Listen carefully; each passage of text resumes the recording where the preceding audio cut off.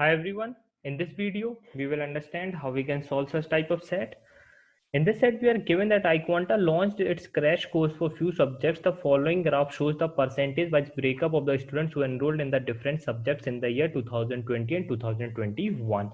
ऐसे जो भी मेरे नंबर ऑफ स्टूडेंट हो 2020 में 20% मेरे क्यूए में एनरोल करेंगे, 35% डीआई सॉरी एलआरडीआई में, 30% वीएआरसी में एंड 15% अदर्स में. ओके, तो इस तरह से हमारी इन्फॉर्मेशन गिवन है. अब आ जाते हैं अपने क्वेश्चन पर, क्योंकि हम ज्यादा कुछ तो कर नहीं सकते. हमारे डीआई सेट हमेशा ऐसे ही रहते हैं जिसपे हमें क्वेश्चंस पे वर्क करना पड़ता है.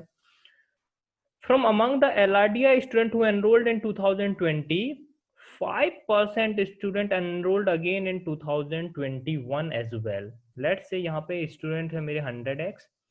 सो एलआरडीआई में मेरे कितने एनरोल कर रहे हैं 2020 में? 35x. अब 5% मेरे अगेन एनरोल करेंगे 2021 में, तो 35x का 5% कितना होगा? ये आ जाएगा मेरा 1/20, दैट इज 7/4x. ओके, ये आ जाएगा मेरा 7/4x. If they had not enrolled again, that the percentage of LRDI student in total number of students who enrolled in 2021 would have been 39. What is the ratio of the total number of students who enrolled in 2020 to that of 2021? ध्यान से समझना.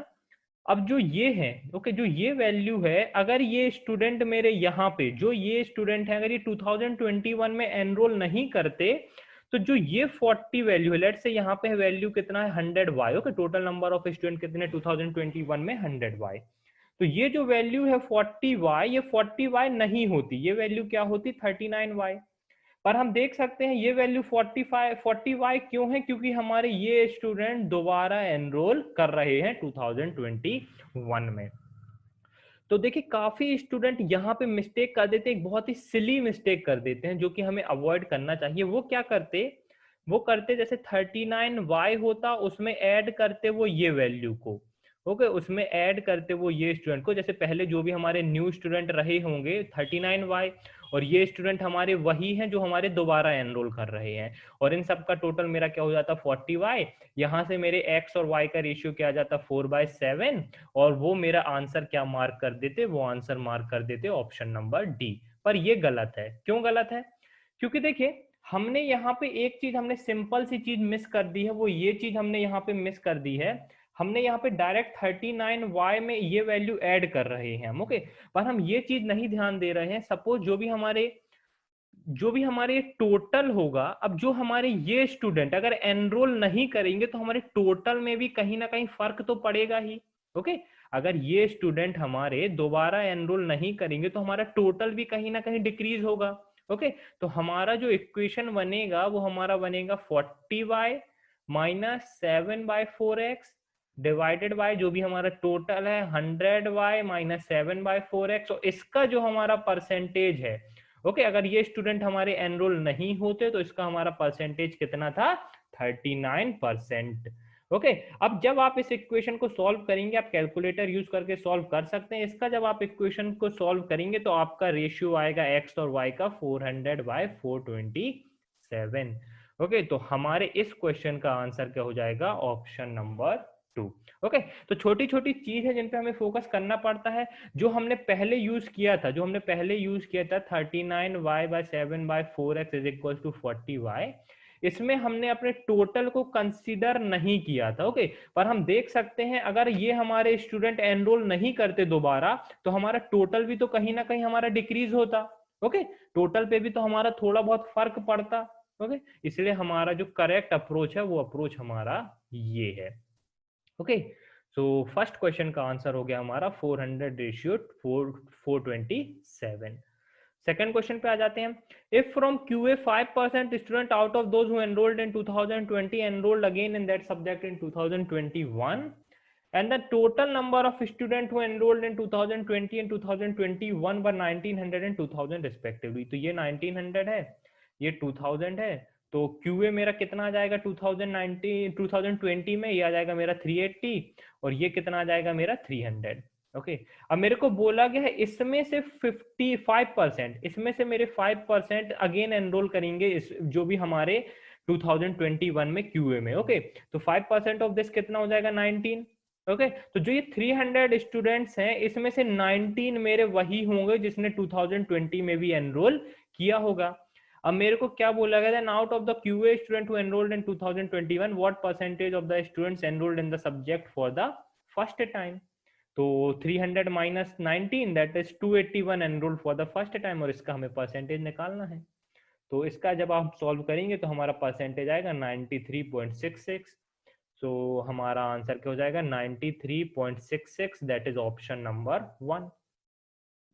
If in each subject all students out of those who enrolled in 2020 enrolled again in 2021, okay, let's say ये value 100x है। अब मुझे इतना पता है ये पूरे 100x जो होंगे मेरे वो 2021 में भी एनरोल करेंगे। ओके ये हमें गिवन है। If in each subject all student out of those who enrolled in 2020 enrolled again in 2021, 70% of the total number of students who enrolled in 2021 enrolled for the first time in 2021, for the first time। okay means जो भी हमारे यहाँ पे total number of students होंगे उसमें हमारे 70% new student होंगे। Means जो हमारा ये 100x स्टूडेंट्स जो हमारे दोबारा एनरोल करेंगे 2021 में, ये हमारे 2021 के टोटल का कितना होगा 30%। ओके क्योंकि 70% न्यू स्टूडेंट है तो 30% हमारा क्या होगा 100x। ओके 100x होगा हमारा 30%।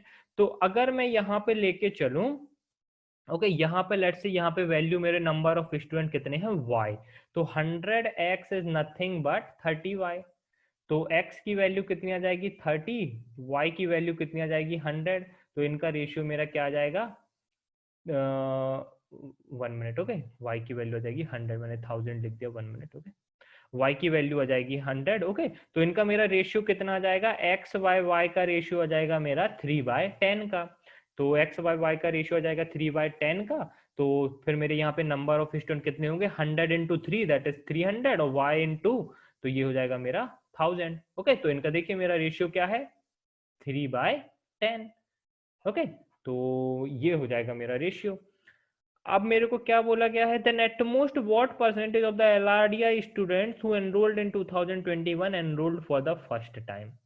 LRDI में 35% यहाँ पर है दैट इज 300 का 35% दैट इज 105, 1000 का 40% दैट इज 400।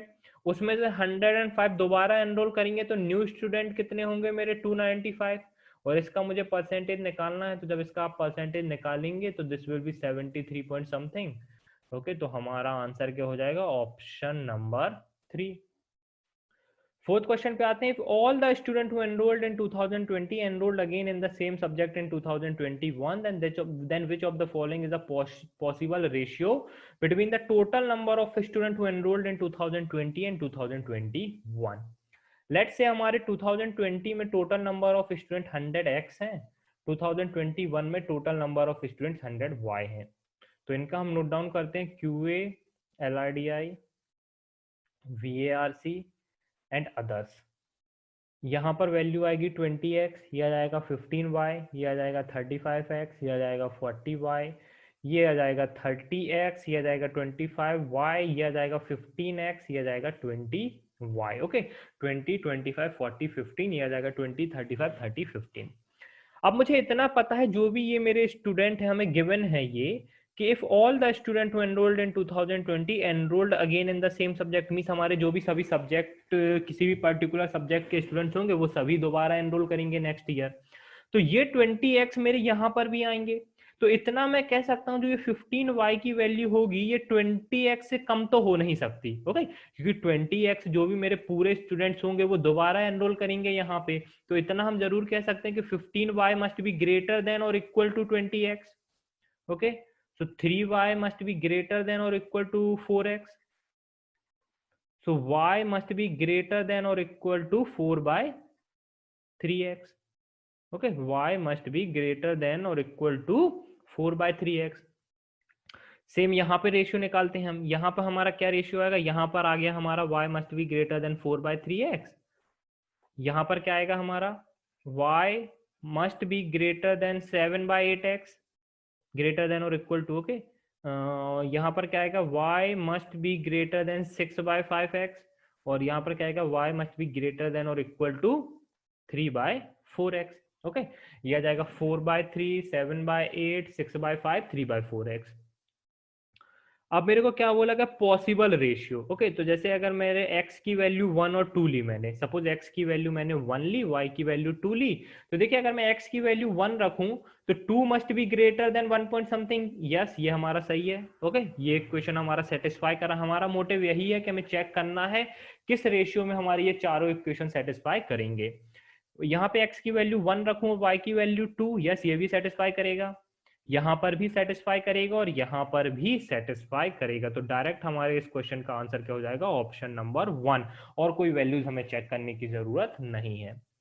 सो गाइज, यहाँ पे हमारा सेट कंप्लीट होता है। आप देख सकते हैं किस तरह से इस टाइप के सेट को हम सॉल्व कर सकते हैं। फर्स्ट क्वेश्चन थोड़ा सा ट्रिकी था, पर आपको अब याद रखना होगा कभी भी अगर इस टाइप का क्वेश्चन आए तो आपको किस चीज पे फोकस करना है। जैसे हमने यहाँ पे फोकस किया था फर्स्ट क्वेश्चन में कि हमारा टोटल वैल्यू भी हमारे कहीं ना कहीं उस पर भी हमारा असर आएगा, कहीं ना कहीं अगर हम इंक्रीज और डिक्रीज करते हैं किसी भी पर्टिकुलर वैल्यू को। ओके, तो इस टाइप के सेट के आने के चांसेस होते हैं गाइस, क्योंकि देखिए डीआई बेस्ड डीआई के सेट हैं हमारे और परसेंटेज के सेट हैं, तो सेट के आने के चांसेस होते हैं। तो आपको अप्रोच आना चाहिए किस तरह से इस टाइप के सेट को आप अप्रोच कर सकते हैं। Thank you guys and happy learning.